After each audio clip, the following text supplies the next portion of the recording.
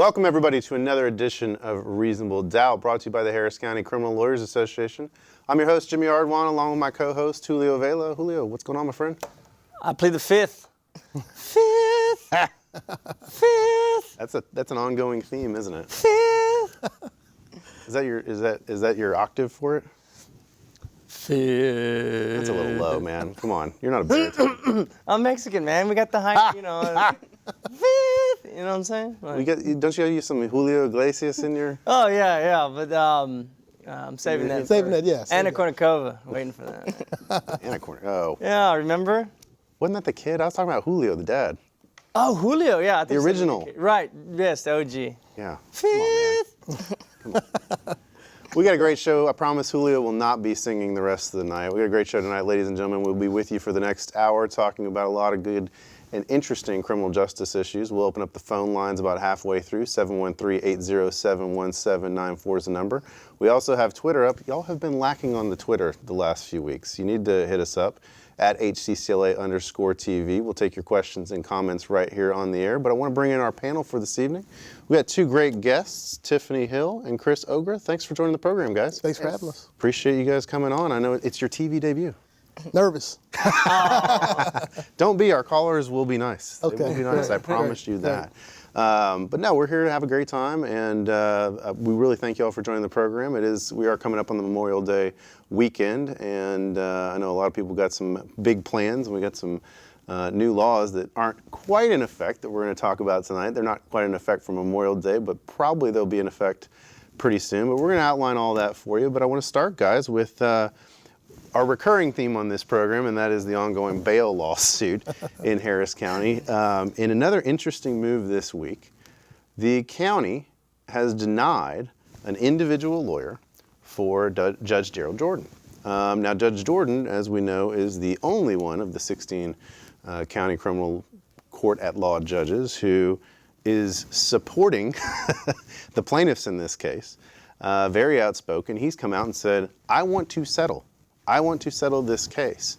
And essentially the county's not letting him. They are providing the attorneys for all the judges, and they essentially said, well, look, you get whoever we decide. I guess he made a request to Commissioner's Court and was told not no, but hell no. I mean, it's getting ugly, guys. Yeah. It's really getting ugly now. Do y'all think that a judge, one of 16, should be able to settle the case on his own? What says you? I definitely think so. Politics probably plays a lot behind this, as you know. The position Judge Jordan has taken on it takes a lot of courage. It's very rare right now. You see a new DA, Kim Ogg, Harris County Sheriff Ed Gonzalez, and a federal judge, and a county criminal court judge, Judge Jordan, all basically say the same thing, that it's not right how the bail system is. It needs to be reformed. And it just, I start off saying that these county judges are good people. I've worked in front of their courts, but the system is broken right now. And I think we can all attest, these judges are good people, but they're part of a system right now that is broken. And at the very lowest level, on the bail level, where people should not be copping pleas because they can't afford to get out. They should be able to afford to get out, post a bond that is reasonable, not excessive, and then have their day in court, whether it's pro se by themselves, whether it's, they hire their own attorney or they get an attorney appointed. And it takes a lot of courage for Judge Jordan to come in as a new county criminal court judge and take a lone wolf stance, to be honest with you. Okay, so you let them all out. What says you? I say major kudos to Judge Jordan for him to be one of 16 judges to actually take a stand against what's going on. I mean, we see it daily. I'll take a time served just so I can get out of jail. I don't want to sit in here for another 5, 10 days, 30 days while you get discovery. It is a completely broken system. And I believe he should get appointed his own lawyer. Should they settle based off of his ideas? Probably not, but at least listen to them, at least see where he's coming from, and maybe they can all come together and reach the appropriate settlement of how to handle this bail system. We all know that it's wrong. And for them to deny him a lawyer, apart from them, he disagreed vehemently with what's going on. And so now they're basically telling him, no, just sit up and shut up and ride with the rest of the curve, which isn't right. Well, it's an interesting legal issue, I think, and I'd love to get you guys' thoughts on this, but how do you, as an elected official, I mean, you're being sued in your employment capacity, basically. You're not being sued individually. You're not being sued for what you've done as an individual. You're being sued in your official capacity. And so you are an employee of the county. Correct. And you know, it's almost akin to kind of, I mean, I look at it the same way as when you have an insurance policy and you get in a wreck, and the insurance company, very few insurance policies say you can go out and choose your own lawyer and we'll pay for it. Correct. We have a duty to defend you. We understand that. But we will choose that lawyer. We have relationships with law firms. We choose those lawyers. We've negotiated billing rates. Now, the billing rates in this case are are astronomical at this point for the county. They're not getting a break like an insurance company would to defend your car wreck case. But how do you do that? I mean, I understand Judge Jordan's position, and I'm sympathetic to it.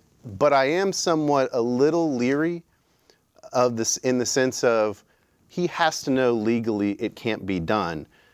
And so really what this has become, in a way, is just everybody being able to politically grandstand. And I'm not trying to call out Judge Jordan for that, let me be clear, because I think his motives are right.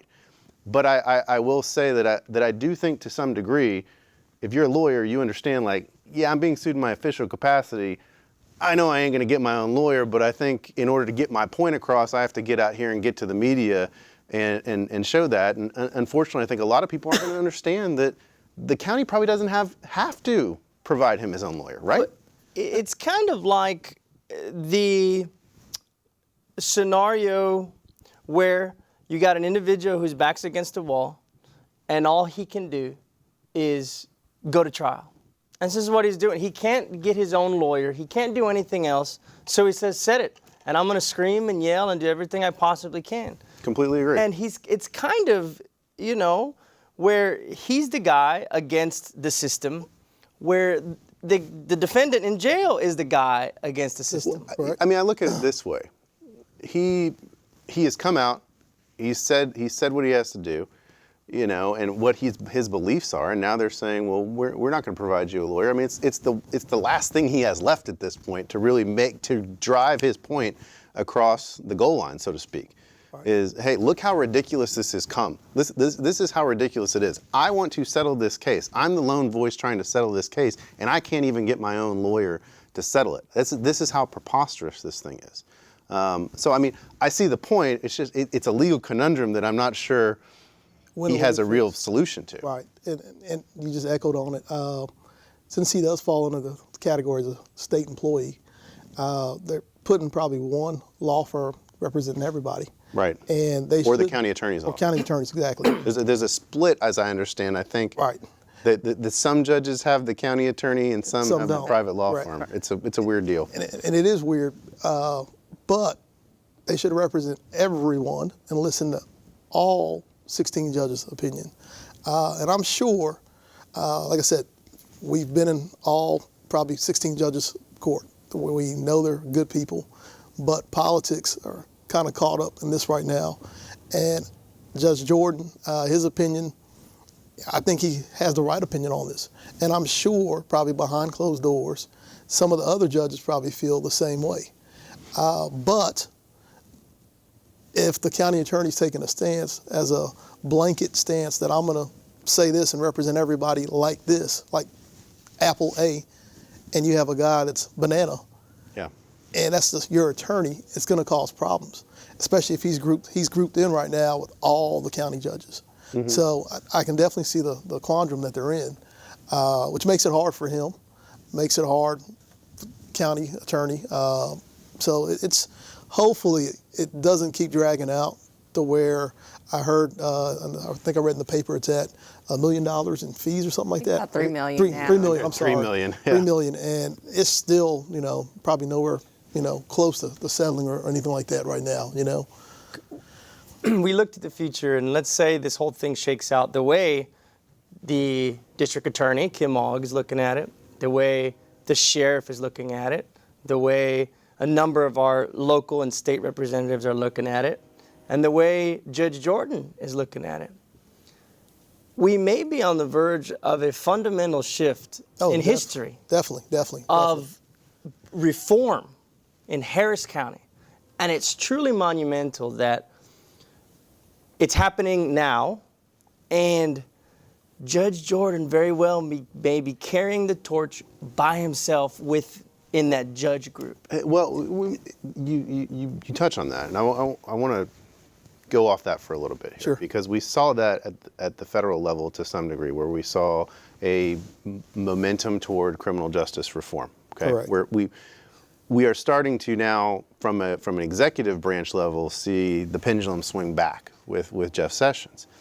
And so now there's a little bit of a pushback from Congress to say, hey, well, if this wacko over here is going to do this, maybe it's high time we finally do what we should have done 20 years ago and start exercising our legislative power to rectify some of these wrongs. But I do wonder, because 2018 is right around the corner. Oh, yeah.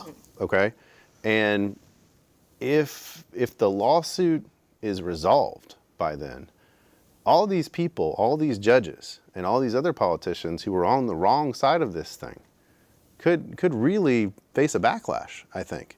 If it goes the way you say, Julio, right, and the district court's order is upheld, okay, and that's the way the case shakes out, and ultimately the bail system is deemed unconstitutional, I don't know how the other 15 judges, how that's not going to be used against them in some way, shape, or form, not just by the Democrats. Oh, definitely. But by Republican primary challengers too. Definitely. Because I don't presume to know anybody's political affiliations. Don't really care. It's not a knock on y'all, but there does seem to be a movement within the Republican Party as well for criminal justice reform. Have you guys seen that? That's going to be one of the first debate topics. I think so. Why didn't you take a stand for the bail reform? Right. Why did you not stand with Judge Jordan when he wanted to settle this, and you drew it out to however long it spent X amount of money when this could have been resolved so easily and cost effectively? So that would be an interesting thing to see come the 2018 elections, as if that did turn out that way, and another shift like we saw in the 2016 elections for a lot of Republicans losing their benches in 2016, even some of the good ones. Or even just incumbents. Right. Because I don't know. Everybody keeps speculating that the Democrats may actually have a chance in the non-presidential election. I don't know. We'll find out for sure. Right. But I do think, you don't know. Right. But I really do think this could be an opportunity for people who want to primary these candidates. Definitely. In the Republican Party. Yeah. Because look, you had a lot of Republicans in 2016 who went over and supported the Democratic candidate because they were so unhappy with what Devin Anderson had done. Exactly. And like I said, to echo again, it's so rare that you have a DA, Kim Ogg, her office, sheriffs, Ed Gonzalez, and a judge, and a federal judge all agree that these bonds are unconstitutional. They do inhibit poor people to have to plea, basically. And it's just, you don't see that. I would have never thought this 30 years ago, 40, 50, it's never been like this. Usually they're on the same side, but it's the other side where it's more conservative. And right now, we are seeing a shift in criminal reform, and Judge Jordan is kind of at the forefront right now. That, hey, this is not right. What I really believe is they're going to have to scrap this whole bail critique and come up with a new bail critique that's fair for everybody, or a case-by-case basis. We call in so-and-so, madam, Mr. John Doe or whatever, and look and evaluate who he's living with. Does he have residency? Is he going to have ties to the community? He's not going to just flee or run away. They look at the criminal history, look at what he's doing now with his job. They're going to have to come up with some kind of requirements. And they're bright people. All 16 of these judges are very bright, very smart. And I know they can get it together. And they're going to have to come up with a whole new way of how we grant bail that's not excessive and it's not unreasonable. Well, and one of the things that concerns me about that is, you know, as much as I am, I guess, you know, for the reform, okay, I'm with the idea of it, okay? Right. I'm just unsure how you implement this in the largest county in Texas. Yeah. I mean, that's my concern in this whole thing is I understand the premise behind it, okay? Correct. I understand you should not be holding people on monetary bonds because it suppresses the poor, okay? I get that. But how do you implement this essentially overnight in a county this size? I mean, this is like trying to turn the Titanic on a dime. It's like by Monday. Yeah. Exactly. Get it figured out. Because I mean, think about it. I mean, how do you? What does there is going to be? I'm wondering if there is, and I hope that they can come up with something that says, or somebody can show me, or say, yeah, you know, there's probably going to be some short-term growing pains in this thing, but I'm concerned it's not going to be short-term. I'm concerned that it could be months of people. That the idea is to get people out, right? But that functionally and in practice, this is going to be very difficult to pull off, to have all these bail hearings, to, you know, that are occurring, you know, throughout the night, basically, as people are getting processed in. I mean, there has to be something that, I don't know how you do that, because if you're saying everybody has to have a hearing, everybody has to go through these factors, I don't know how you process that many people. And I guess you put it in the inmate processing center, and yeah, we're talking about a bottleneck. I mean, because it's going to happen. I mean, well, because and feel free, Sure, jump in go at ahead. any time. Okay, don't let me just ramble here. No, go ahead. But one of the premises that everybody always talks about is the idea, and you said it before at the outset of the show, Kris, was people have to languish in jail for 3 days, and they can't get out because they can't pay the bond. All right. Well, what happens if people languish in jail for 2 to 3 days because this system is all jacked up? Right. And you can't get a hearing for 2 to 3 days because of the backlog. What happens then? Just what you said is going to be more backlog. But you haven't solved the problem, is my point. Right. freedom! Just let everybody out. Everybody out. Everybody's running amok. No, and People there's- are looting the streets. No, I mean, this I mean, of is course the that would be fear-mongering. chaotic, but And there.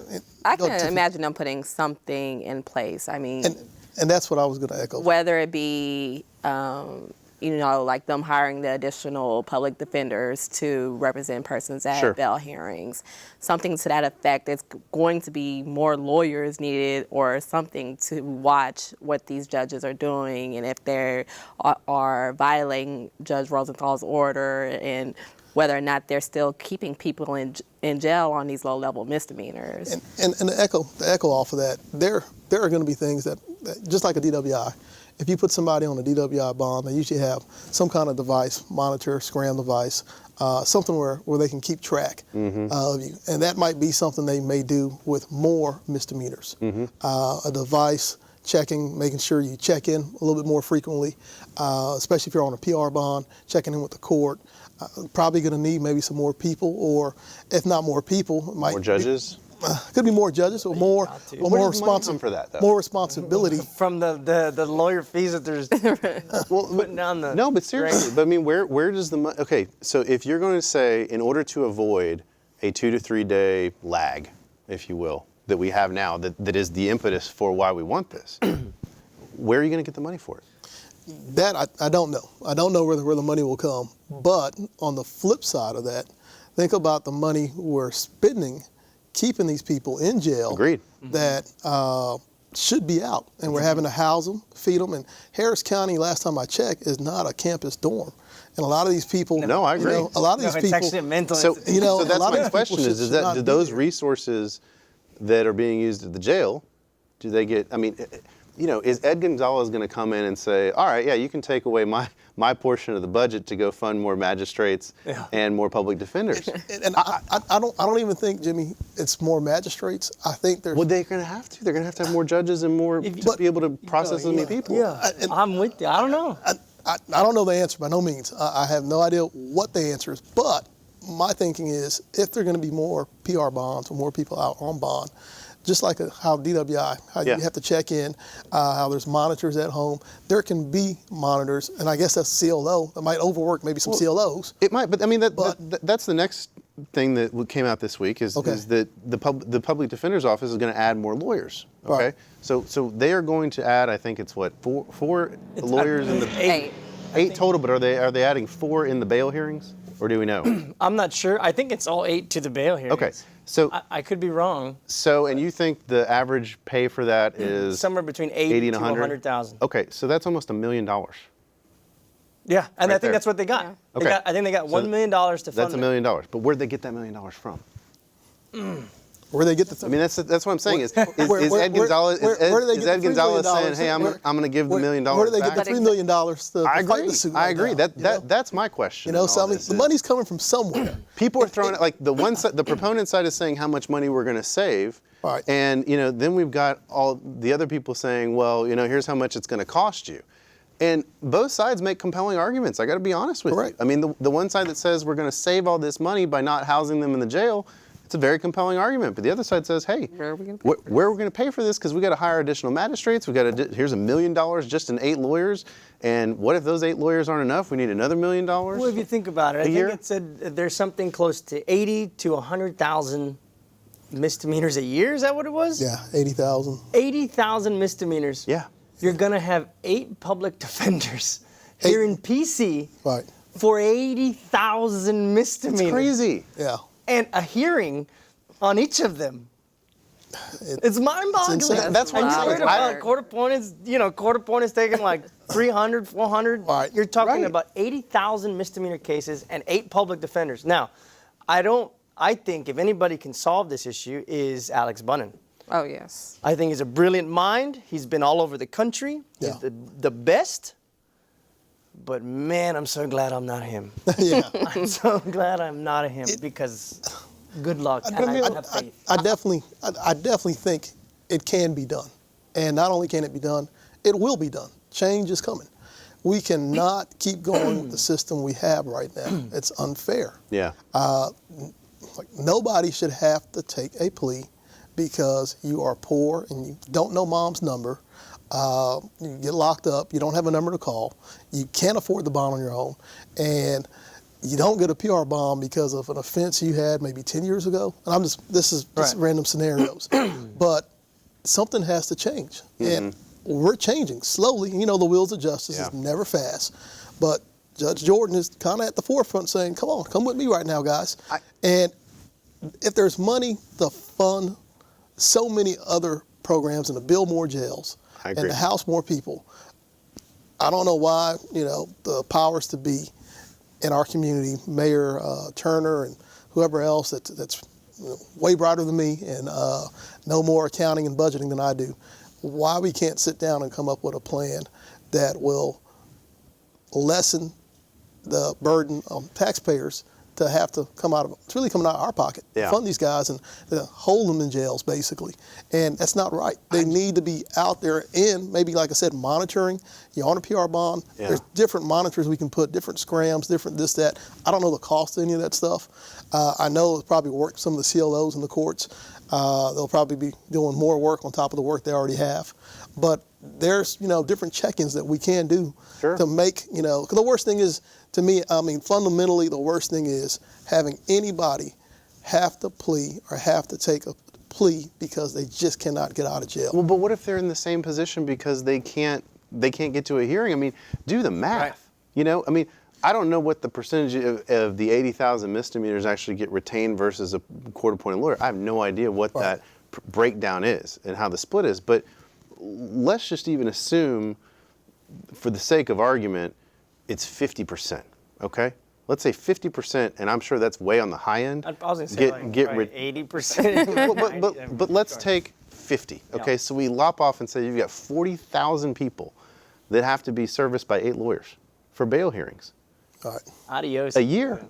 Yeah. I mean, the ABA standards say a lawyer shouldn't even handle more than like 200 or 300 cases in a year at most. And you're basically going to be asking these guys to handle 5,000 cases a year of just bail hearings. What's crazy? But again, you're talking about time, because how does this lawyer have the time to properly investigate and go through a pretrial report, be able to contact witnesses potentially and do all that? I mean, you've still got some obligations for things. I just don't see mathematically how it's possible. So then you say you've got people to do this, but you're really just putting a Band-Aid on, what needs stitches. Or a Band-Aid on a broken bone almost in a way. I mean, it's just, I don't know that it's a fix. To be one of the public defenders that are going to be on the front lines starting in July, they are going to carry a monumental task. And quite frankly, it's one of those where you'd almost feel like you're really going into the lion's den at the heart of what the issue is. And you've got to have a lot of pride in doing that. I would. I'd feel like I'm suiting up for battle, for justice every morning, or at 4 in the morning, or at 5 in the morning, or 2 in the morning, right? Whatever morning hour I'm going in to handle that caseload. Right. And although I can't see the end, there's brighter minds than us that will. Definitely. Having them on the ground level, I think is think about it. Think about it now. They've never had this before. Right. And think about how many years you've been practicing, how many years I've been practicing. 13 years. You're 13, 14 years, 14. Jimmy. We're all probably on this panel have over 30 years experience, and they've never had nobody in PC as a public defender or nothing. So it's great that it's starting. Yes, in the beginning, money-wise, we still have to figure that out. But I think the thinking right now, it's getting there. We're starting to move to where, fairness should be for everybody. I just wonder if that's the plan. I mean, I think that's one of those things we're going to eventually get there. But you have to start somewhere. You can't say, keep putting it off. Yeah. We don't have the money, or we don't know where the money is coming from, so we're going to keep pushing this off until we figure this out. I think you just still have to start somewhere and kind of just figure it out along the way. A lot of this stuff, it just starts and it gets implemented along the way. And until then, work through the growing pains, work through where we're getting all this money from, those greater minds, let them figure that out. And then as we progress, it gets better. But yeah, these first couple of months, years are going to be awkward and hard, but at least it's a start. It's a push towards the right way. And totally agree. I mean, with the programs they got now, PTIs, the first chance theft program, pick up a theft, you take a class, anti-theft class. They're trying. Marijuana. Right, marijuana. I mean, they're trying to start it in the right place. They're trying to go in a direction of where we can rehabilitate someone and give them that second chance. Don't get me wrong. The second chance, you have to want the second chance yourself. Attorneys, judges, we can all be proponents for a second chance, but the individual has to want that second chance. Yeah. And I think once we get there, it's going to facilitate. There's going to be some money, and something's going to come about where we can fund all kind of other stuff. We're definitely going to want to fund this because it's going in the right direction. I think we've reached about the halfway point of the program. I think we may have a phone call. We're going to open up the phone lines. Anyway, we reached about halfway. 713-807-1794 is the number. We still have Twitter up, and guess what? It is silent. So send us your questions and comments. Use the Twitter. Use your fingers. Type out some questions and comments. I think we have a phone call, so let's try and get them on here if we can. Yeah, we got one. Hello. Thanks for calling Reasonable Doubt. Yeah, I was just wondering, can y'all talk about what court costs and fines are used for?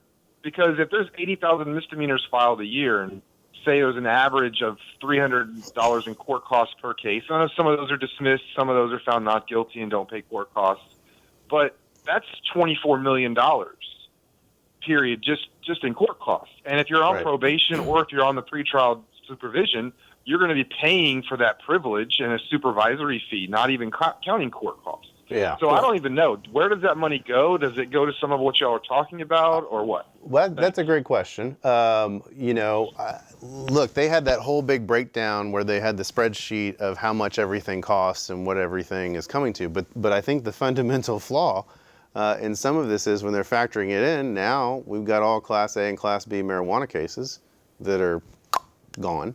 So that's what that I guess that goes to my point is, when you shift this whole thing around, it's good to talk about, well, we're going to save X amount of money on the jails.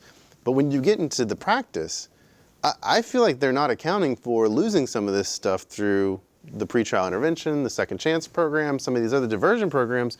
Because as the caller pointed out, that's revenue. Correct. That's money coming in that could be used to fund this stuff. I think it goes back to what you said earlier, that a lot of it, or what you touched on earlier, a lot of this change and reform is going to have to be with the district attorney's office. They're going to have to put, District Attorney Ogg is going to have to put her money where her mouth is, and if she's serious about reform, she's going to have to stop taking these criminal trespasses, these driving while license invalids, these bogus arrest first, ask questions later charges, which are all the charges, the trespasses, driving while license invalids, the little mischiefs, the small thefts, where those are the guys that are copping to pleas right away. Those are the ones that are copping to pleas. That goes to a discretion issue too, Right. which Right. I want to come back to that in a minute, but we got another caller that I want to get in here. So let's get on the phones. Hello, thanks for calling Reasonable Doubt. Yeah, a couple of, I'd like to get an opinion on a couple of things. I think right now the tab for the defense attorneys is approaching or exceeding $3 million. Right. So when the case is finally settled, won't Sussman and Godfrey have a fee of their own, reasonable and customary fees for the defense for the prevailing in the case? And won't that be another amount? And why hasn't this been spoken about if in fact this is true?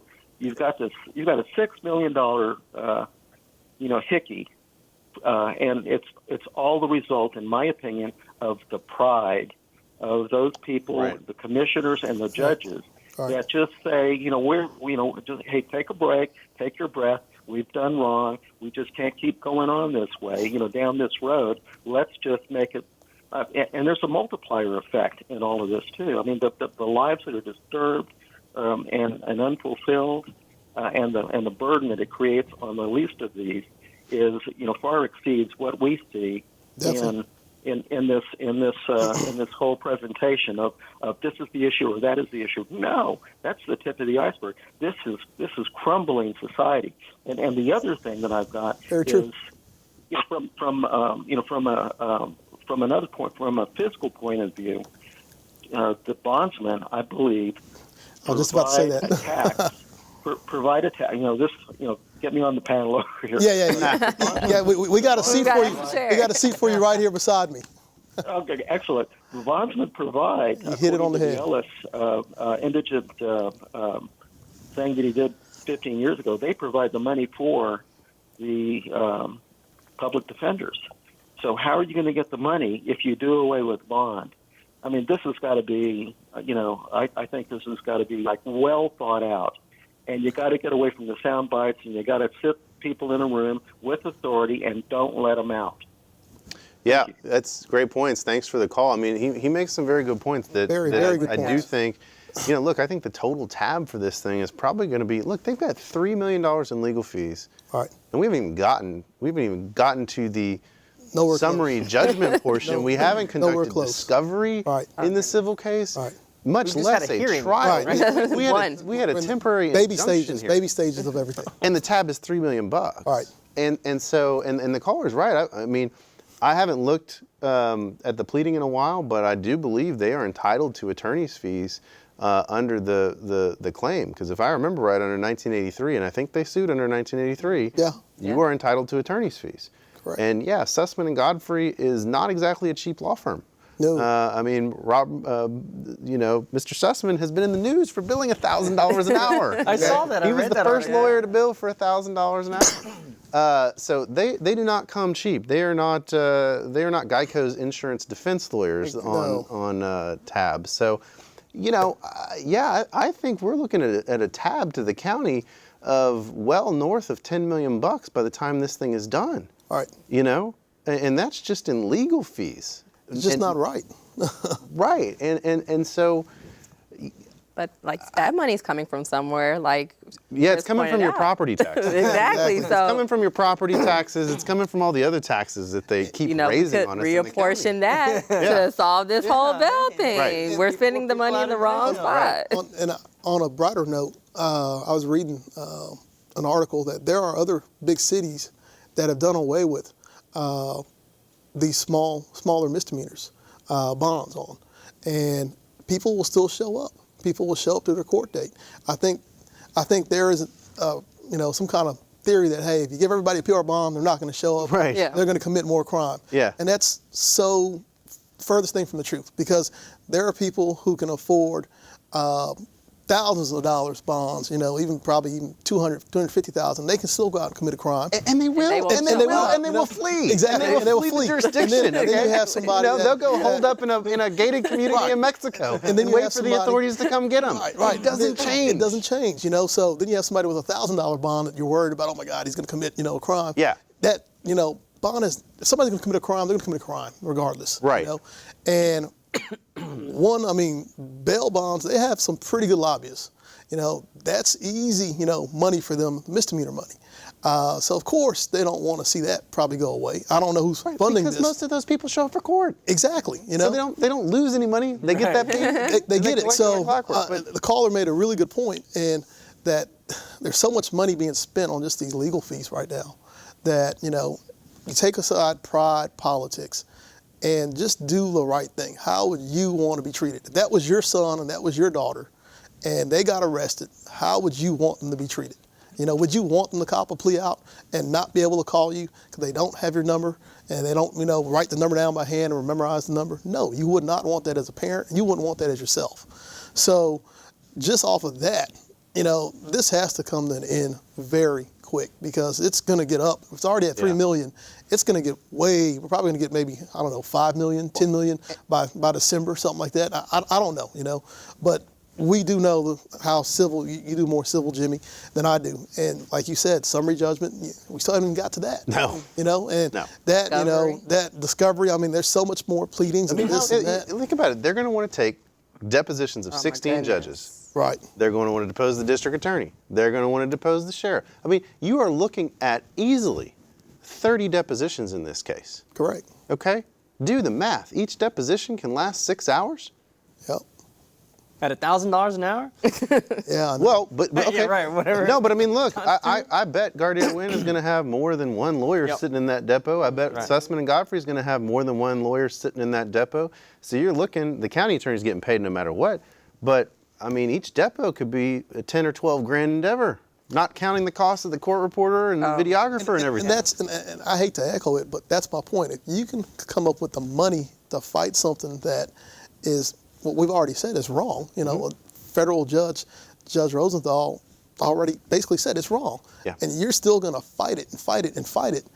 Why can't we come up with the money to do the right thing and provide sources there for indigent people? We're not saying, all we're saying is they should get a fair and reasonable bond and have their day in court. That's it. Yeah. That's it. That's it. I think the problem is it's just such staggering numbers that you have 80,000 misdemeanors that are coming through the court. It's just, how do you process that? And can you imagine if everyone was actually presumed innocent? 80,000 presumptions of innocence. Wow. Imagine if they were actually treated that way. But it goes back to what you had before the last call, discretion. Yes. In some of these cases, some of the people who get arrested for stuff 30 years ago, 40 years ago, they wouldn't have gotten arrested for it. Now they're arresting everybody for every little thing possible. And what kills me, I see it. I see, and JV will talk about it too. I see a homeless man get arrested for trespass. He's homeless.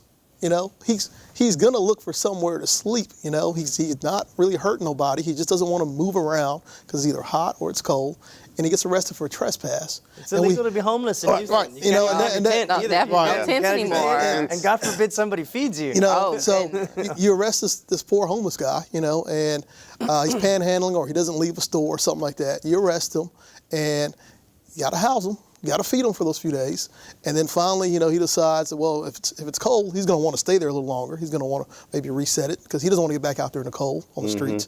So, you know, you go back to the root of the problem, you know, and right now we have that. That's a hot topic right now with Mayor Turner and the whole ACLU with the homeless case right now. That it's a very, you know, it's a hot topic. It's a topic that needs to be figured out because there's so many trespasses on the misdemeanor docket where people are just, you know, homeless. A lot of them are just homeless, and they're being housed like a campus, you know, a dormitory, and they don't need to be housed. You know, should they be arrested? Should they be moved? I mean, I don't know what the officers need to do on the street, but it's a waste. You know, it's insane that, you know, we get a guy that's, you know, trespassing because he's homeless. Of course he's going to trespass. He's homeless. Right. You know? So And a lot of the things that we're seeing down in the misdemeanor courts are, and this is something taken from, I forget which judge it was from the bench, but it was, it's like catch and release now. Like there's no point in arresting like the homeless guy or this particular, the trespasses, the driving while license invalid. It's literally catch and release. Caught, in, out. Exactly. Caught, in, out. Very And true. it makes no. No, it's crazy. 5,000 out, 2,000 out, 3, and we're just wasting money. I mean, Right. we could go on for We hours could. on We this, definitely but there's a couple other things I want to talk about. oh, okay, we got other topics. I do have a Okay, thing all to right. talk about. So, All right. but I mean, yeah, it's just that's just something we could talk about forever. But I do want to, because I think this is a big issue that a lot of people have been following, and it's the texting while driving ban. It just passed the Senate this week, and there's been a lot of debate about this. I think we talked about it when it first passed the House. Right. And you know, the law, it went through the House. Now it's passed the Senate. It's going to the governor's desk, and barring a veto, which I don't think is going to happen, this thing is going to become law pretty soon. Is it even necessary, guys? I'm split. Safety-wise, yes. You have a lot of young drivers out here. I think about maybe 5-10 years ago, I took a defensive driving class, and they said if you count every 1 to 3 cars, someone's going to be on a cell phone. I think now you count every other car, someone's on a cell phone, and I've literally witnessed people looking at their phone like this and not even looking at the road. So there are some people, safety-wise, that abuse this. It causes lots of wrecks because people are distracted because of texting while driving. Now, on the other side, I think this is just like the broken tail light. Right. All right. I see you texting while you're driving. Now I have a reason to pull you over.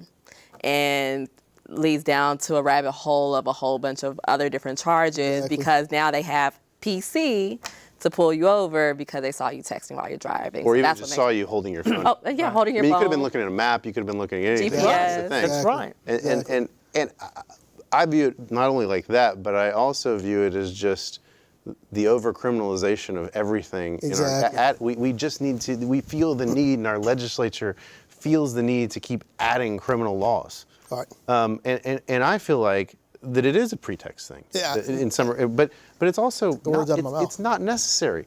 If the goal is to be able to stop people from texting while driving, well, I think there are other laws that are already enacted that you can prosecute this under. True. There just is. And so I don't know what benefit this has. I took a look at the bill itself, and so what it says is that actually anyone under the age of 18, you can't text it, you can't even have your phone around. And interestingly, if you have a motorcycle license and you're under the age of 17, you cannot transmit any communication via wireless device. For first-time offenders, it'll be a minimum of $25 to $100 fine. For repeat offenders, or to be enhanced, it'll be, I think it's up to a $200 fine. The officers are prohibited from seizing your phone or going into your phone other than reasons, and it literally says, other than reasons allowed through the Texas Code of Criminal Procedure, which is PC for whatever, right? I thought that exception was a little silly and was a little broad. But so the idea is that if they see you texting, not looking at the weather, not looking at a map. But how are you going to see how that? are they going to do that? I don't know how they're going to know that. I mean, look, here's an example I had one time. I had a drug case out in Arizona. It started out with a DPS arrest, and it went federal, okay, because they found the cops kept the client for a prolonged period of time and discovered maybe $1 million in cash buried in the floorboard of the van. Oh, nice. That's another story. Pre-tech.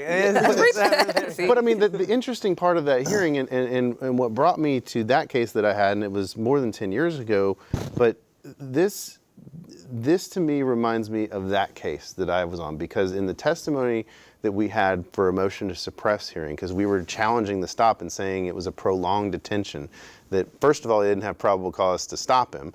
And then once they did stop him, that they had a prolonged detention, hold him up under the underpass and everything so they could search the vehicle. But the point is, the officer's testimony was when they pulled him over, he went on the passenger side of the car and literally testified under oath to the judge that he could read the mileage on the odometer in the car from the passenger side. Wow. And the federal judge said, the judicial version of I call BS on that, and he said, I find your testimony fascinating. Nice. But that is the extent of what I can view and envision here, is that a cop is going to say, well, I saw him doing this.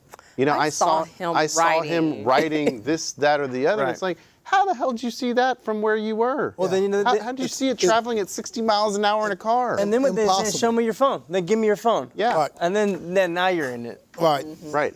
It's going to be bad, I think, for a lot of people that from that one text message or officer saying, I saw you texting, so much other stuff will come out of that. Well, he also smells like marijuana. I smell odor of marijuana. I smell this, that. So hopefully we will have some good magistrates that PC's read. I don't like texting while driving. Yeah. I mean, I have young kids. I don't want these people. I don't want people texting while driving. Totally I see agree. people on the road doing this, that, or the other. I mean, no hands on the wheel. No hands, just driving. And I'm like, Dude, dude, come on, man. I got small kids in the car. Totally agree. Exercise a little sympathy and towards others and know your surroundings. So, I mean, I like the intent, but as a lawyer, I'm just like, yeah. It doesn't make sense. It's going to be so hard. It's going to be so hard to see how these officers write these reports. Like you said, it's impossible to see somebody texting. That's your version, your subjective opinion that I saw him texting. And of course, say I'm not texting. I was looking at directions. I was looking at this or that. And if you happen to end up smelling that my car is, full of smell like marijuana, and you hit me on a marijuana charge on top of that, it's going to be interesting to see what these magistrates, what they do. Wouldn't have gotten anyway. Right, what these magistrates will do when they throw the PC out, because it is impossible. I mean, how do you see somebody texting 60, 65, 35 miles? I don't care if it's 5 miles per hour. How do you see people have tint windows? I mean, it's almost setting it up for this is BS, to be honest with you. Yeah. Seatbelts out. Seatbelts out. Exactly. What are you talking about? and then there's a story which we won't have time to get to today, but HPD is not even following their own body camera policies. Yeah. Oh, So they're not even turning it on. And and brought a spend good all point. that money Yeah. for the brought- body cameras, and they're not even using them. I would hope that the body cameras would be on when they see somebody texting. I would hope. except I when would they hope lie. they would be. Exactly. So As make- people always told me, you can hope in one hand. right, exactly. So that's going to set up a very interesting dynamic in the courthouse with a whole lot more criminal cases. I think. I than we already think so have. too. be honest with Interestingly, one last point before we move, or if we're going to move, We are gonna move. Texting while driving doesn't count as points, so you're not going to have points on your license. Oh. So you Oh. just no points, no suspensions. Just you get caught, you get money, and then hopefully, that 5 kilos of dope you got in the back kind of goes away. Exactly. But can you imagine? So we got a 3823 instruction really quick that says, okay, if any conduct from the government is in violation of the laws of the land, the United States Constitution, you shall disregard any of that evidence. You can present it to the jury and say, usually we say, hey, cop said my guy was speeding. It's obvious my guy wasn't speeding. Therefore, you should find my guy not guilty. I can only imagine now it's going to be, there's a dead body in the trunk. My guy wasn't texting. Exactly. And so they got to the dead body because of my guy text. wasn't, because of the text. So Because he saw me not guilty. texting at Yeah, 55 it's going to be a miles per tough hour. one. It's going to be a tough sell. Yeah, it is. All right. Last topic for the evening. Sure. Go back to, and Julio's singing. All right. So former National Security Advisor Mike Flynn is going to invoke his Fifth Amendment. If you've watched any of the cable news channels, this has been debated, talked about ad nauseum. What has not been, though, and so I'm sure most of you have seen this by now, and those with a rudimentary understanding of the Bill of Rights should know that the Fifth Amendment is your right to remain silent and not have to speak and give testimony that might incriminate you. In some cases, you can also not have to give documents if the act of actually producing those documents might cause you to be exposed to a criminal charge. But the question I have, and I want to take this in a different direction for y'all. There's been all this talk about Mike Flynn invoking his Fifth. And typically, people aren't supposed to know whether you've invoked your Fifth. In a trial, it doesn't come in, right? Correct. This has been covered by every major media outlet, whether it's Flynn, whether it's Trump, whether it's Lewandowski, whether it's whoever from the campaign. How do these people get a fair trial? I think they're all done. Yeah, that's going to be really hard. I mean, who doesn't watch the news? Who doesn't hear Exactly. it in passing? Social media in itself will definitely keep a lot of people informed about it. So I mean, correct me if I'm wrong. And I don't care anybody's politics. I don't care anybody's politics out here, but please call in. Right. How do these people get the presumption of innocence when they walk into a courtroom? It's tough. Very tough. I mean, Yeah, I was asking the same question, and this is off topic, but I relate it. Bill Cosby's trial is going on right now. Yeah. I don't know how he's getting a fair trial. Yeah. I mean, how does one wash that mean, away? can't unring the bell. You can't unring Well, that here's bell. here's the rub, and I understand the media's role. We have a right to know the news. We have a right to actually have facts reported. But what I fear is that the way the major criminal topics are being covered by our media is having a trickle-down effect on our cases in the state courthouses, the cases that people don't hear about every day. Because my concern is that when you put all this out here, because I don't think these people can get a fair trial whatsoever. I think the presumption of innocence is gone with them. I think they're not going to get a fair trial. Maybe I'm wrong, but that's what I think, because everybody has convicted them in the court of public opinion already. But I think that it has a trickle-down effect. And I think that's because when people hear all this, when people go down for jury duty, people think, well, look at what happened with Mike Flynn. Look at what happened with so-and-so. He pled his Fifth. There was all this evidence. I mean, prosecutors don't bring cases that they don't have evidence for. true. And people only plead the Fifth when they're guilty. And I'm concerned that our president said that. Didn't he say that? Yeah, exactly. And so Didn't President Trump say something along those lines? I'm concerned that the way the media is covering things, and I understand they have an absolute First Amendment right and to do this stuff, but I'm concerned that the way they're covering this is and most trials now, most highly publicized trials, I'm concerned that the way they're covering these things is really damaging our criminal justice system.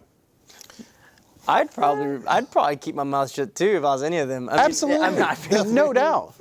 But you know what? It's been like that. To be honest with you, it's been like that for years. It has. And it's I don't know now. But I think maybe it's the really social, reaching a crescendo Well, now with social media You and took the words out of my mouth. Twitter Now- and Facebook. Now, when you have a president that is up, at night tweeting, Right. and you have many, millennials that tweet, and most people are getting their news from social media and not the, sources of newspapers. That's like taboo. That's outdated now. Newspapers, Newspapers? computers. Like what's that? So it's always been that most public people, celebrities, officials, whatever, have a hard time getting a fair trial. And it's still happening today, and it's happening at a faster pace because of social media. Everybody is I want to in go the back know to what now. you said. I want to go back to what you said, what Trump said, that people plead the fifth when they're guilty. Yeah, Trump Right? said it. And so, and this is, I see this more often now, I feel like, than I ever did, where setting aside the DWI cases, because those are a whole nother animal. But I see in a lot of cases where people who are stone cold sober on certain cases try to literally talk their way out of things with agents and cops more often than they ever did before. Okay? I really do. And I don't know if it's this culture. I don't know if it has something to do with this, but I feel like there is more and more people who are not exercising their Fifth Amendment right to shut the hell up. I really wish all of my clients would shut up. It's like, if you just wouldn't have said X, we wouldn't even be here today. If you would Right. have just shut the hell up, we wouldn't even be here right now. You wouldn't have to hire a lawyer. So, I mean, if people really did listen to those Miranda warnings, I mean, they can quote it themselves in their sleep, but still think that they can talk themselves out of the scenario. I'm like, they're only asking you for the nail in the coffin. Yeah. You're already there. You're going to jail. You're not You're going to just get out of handing going them to the jail. hammer. And, Exactly. and to be honest, you think about it, we're all attorneys on this panel. Most people are not attorneys. Right. So they are very scared when they are arrested by an officer. And they're thinking, well, if I just tell them what happened and, give them my version, I'm not going to, go to jail. And we know that's almost furthest from the truth. Officers make arrests. They gather evidence, but 90% of the time they make arrests. So no matter what you're going to say, you're probably going to go be sitting that DWI out, But when you're scared and you don't know any better and you've never been arrested before and it's your first, what's this walk and turn I'm about to do? What's this? Why is he putting, a pin? Why is he shining, this? Why is he asking me to turn around? Why is he doing all that? Well, I did everything. Now I should be able to go home. It's furthest from the truth sometimes. Yeah. So I think it's, people are scared and they just want to comply with the officer. Right. We're seeing that all around the country. People are getting shot nowadays Right. Yeah. for complying, and it's senseless. It's sad. They're complying, their hands are up, and don't shoot me. Whatever you do, don't shoot me. And because you might move your hand too sudden, all of a sudden you're shot, and that's it. And I always put it. It's kind of like going into a doctor. If I go to a doctor and I have a problem with my throat and I have a sore throat, the first option for that doctor should not be, let me, perform a surgery on your throat and take out your tonsils right away. Let me see if we get you some cough syrup. Let me see if we can, check maybe your sinuses. Let me see this. And that's not happening right now. Maybe send you home with some cough drops. Let me send you home with some cough drops. And that's not happening right now Yeah. at all. Put you in surgery, know. and then look at the results later. And when you shoot someone, I mean, I know this is off topic, but, officer shoots someone, there's no coming back from that. No, there's not. And We are so, at the end. I enjoyed it. No, I'll stop. It's been a I'll stop. blast. This has been good. Thanks for having me. I mean, you guys have had a very solid debut. Thanks for having Did me. you I really guess? enjoyed it. Again? Yeah. Exactly. Would love to So- come back. Oh, Would love all to come right, back. all right. Yeah. So, Kris, Tiffany, appreciate you guys coming on. Thank you for And having me. another great episode of Reasonable Doubt coming up next week, ladies and gentlemen. So tune in. Go. Come on, check in on Twitter. Follow us on Twitter. Hit us up. Go follow us on Facebook as well. Get all the information every week, ladies and gentlemen. For Julio Vela, I'm Jimmy Ardwan. Good night. Good night. Good night.